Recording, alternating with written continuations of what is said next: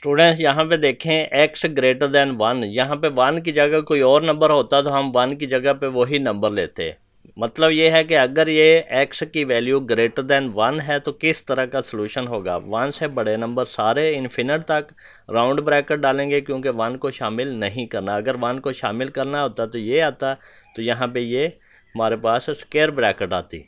अब ये 1 से इन्फिनिट है या फिर x 1 से बड़ा है और इन्फिनिट से छोटा है। अगर हमने रियल लाइन पे इसको रिप्रेजेंट करना हो तो यहाँ पे देखें x की वैल्यू 1 नहीं है, हमने इसको होलो डाला है, ये खाली सर्कल डाला है, इसको फिल नहीं किया और राइट की तरफ ले गए क्योंकि इससे बड़े नंबर सारे हैं। इसी तरह अगर x लेस देन 1 है तो 1 शामिल नहीं है, 1 से छोटे नंबर सारे, या इसको इस तरह लिखेंगे यहाँ पे ये इक्वल साइन नहीं आएंगे क्योंकि ना तो 1 शामिल है ना माइनस इन्फिनिट शामिल है। तो ये हमारे पास ये वाला सोल्यूशन आएगा, खाली सर्कल डालेंगे और हम लेफ़्ट की तरफ छोटे नंबर सारे शो करेंगे।